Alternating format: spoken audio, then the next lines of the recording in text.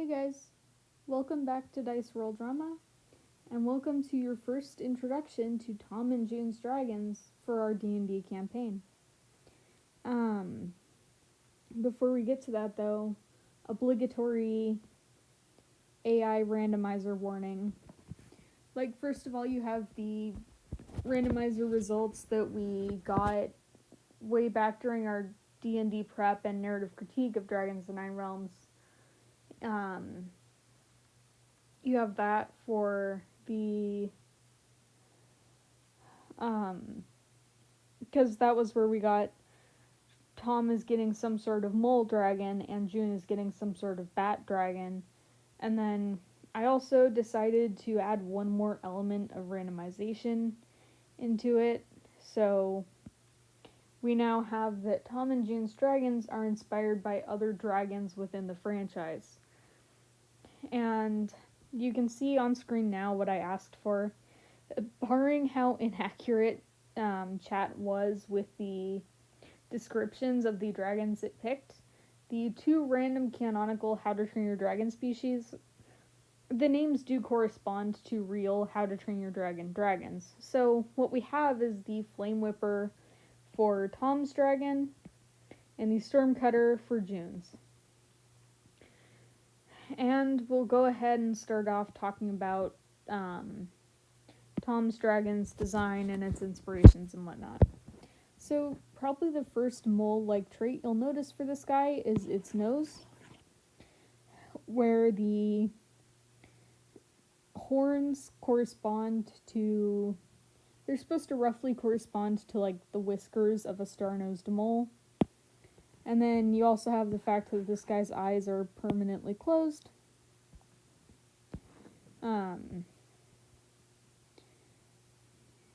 As far as other mole traits go, you have the claws. They are larger than its back feet. And that's also part of why its front arms are stronger, because it's built to tunnel. And now, one thing that does separate it from its mole inspirations are the fact that its front claws are fused together, kind of like a shovel. As far as Flame Whipper inspirations goes, that's the reason that this guy has gecko feet for its back feet. I wanted to make it look, I wanted to make it resemble the Flame Whipper, which, if you have not seen it in How to Train Your Dragon, it is a salamander inspired dragon, I think. So it looks very lizard-like. And they have the gecko-like paws as well. It also has a little bit of singe tail in it, in the form of the dragon's flat stomach. And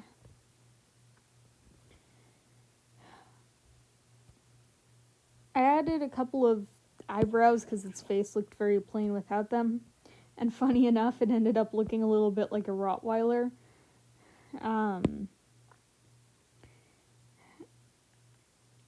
The colors...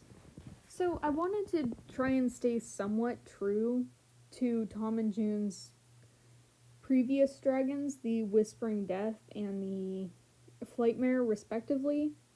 So I ported over the winning Whispering Death morph colors of caramel, red, and grayish, blackish, and gave that to Tom's new dragon.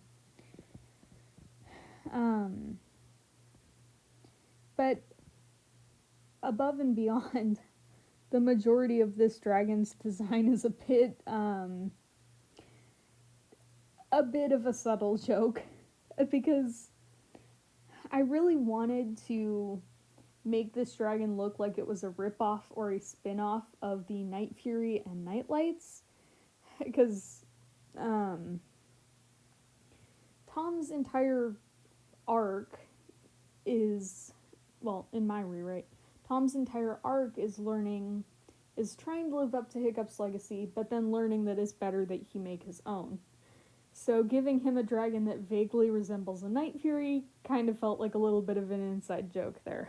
And you can see that through the head thing, but it's worth giving the disclaimer that the Flame Whipper does have something similar to that as well. And then it's very evident with the tail because you have the double row of spines, which it also has on its neck, but that's not a Night Fury trait. You also have the upwards pointing spike on the end of its tail. That is in reference to Thunder, because Thunder has upwards pointing spike and then, or not spike, upwards pointing fin and then 2 side fins. I did leave off the 2 side fins that would otherwise go somewhere around here because I didn't want this guy looking over designed. And that is Tom's dragon. So moving on, we will now talk about June's, which this is likely your first formal introduction to the Strato Striker. It's definitely the first time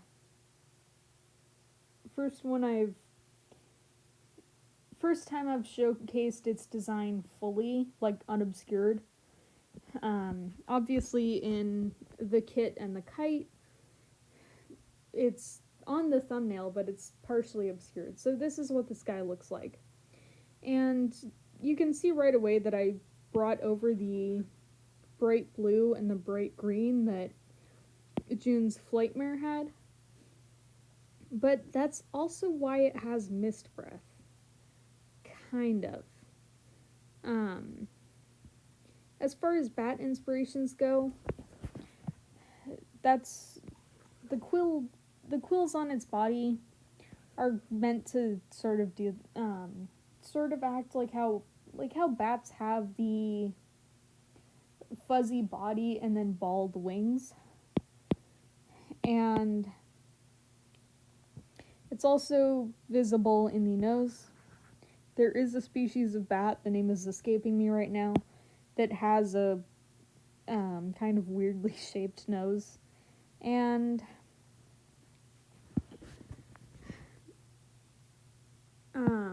as far as the dragon's design, it is heavily inspired by aviation and aviation history, but like particularly non-powered aviation. And that's where you get the wing shape from, of like how its 2 pairs of wings are positioned. Actually, no, 2 wings is actually more accurate, in a sense. Anyway, point being, it's meant to vaguely resemble the Wright brothers aircraft while it is flying. By the way, these are supposed to be connected on its underbelly. You can see right here what I mean. But anyway, so the Strato Striker, it's taking the place of the group's electric dragon because Tom's dragon is now a fire-breathing one. And that's what I mean when I'm like, its Mist Breath is partially just to line up with the Flightmare. The other point of its Mist Breath is for, well, the effectiveness of conducting electricity through water. So this guy, it kind of needs to charge up electricity. Like, it doesn't have electricity of its own. It needs to get it from the clouds. What the deal is with it is it gets struck by electricity that charges up its quills, and then when it wants to, it can release a burst of electricity, kind of like what Thunder does in the actual show, when he's causing blackouts. And there really was no justification for the split tail other than it looks cool. But this was actually inspired by the Wright brothers aircraft as well, these like 2 long spikes on the end of its tail. It was I was trying to sort of mimic the steering, like how it has that vertical steering thing on it on the Wright brothers aircraft. And I mentioned it can camouflage very well in the clouds, and I think it's pretty evident how it does that now. But as far as this dragon's most unique feature is its flying, is its wings. It technically doesn't even really fly, right? Because actually, I don't know. I'm not that fussy about the definition, but whole point being this dragon is heavily inspired by paragliding and hang gliding. You can see that in the shape of the wing, and yes, even though this technically is 2 wings, it is also technically 1, if that makes sense. So, like, this is all of this, basically. And this dragon, it needs to basically inflate itself like a balloon. So, or inflate its wings like a balloon. Because if you've ever seen a paraglider wing, they're kind of like that. They don't really have structure. You have to fill them up, essentially. But unlike the paraglider, where it would be, if memory serves, it looks something like this. Unlike the paraglider, where it's designed to, like, gather the wind or whatever, or fill with the wind, this dragon just has a bunch of air pockets inside its wings. So when it inhales and fills up all those air pockets, the wings expand and, like, get stiff and whatnot. And then obviously a lot of the time that this dragon dives, it needs to exhale all that air. And obviously when it's walking around on the ground, it's going to want to keep its wings closed so it doesn't damage them. This is what they look like when they're deflated. They kind of roll up the way you, kind of just as like a, it makes sense for them to soar that way. And the Stratostriker is a very agile dragon in every way except for its turning radius. I already mentioned it has a very large turning radius in the kit and the kite, but other than that, this guy's body is very agile. Like, so say the dragon was like flying, we can say this is its face.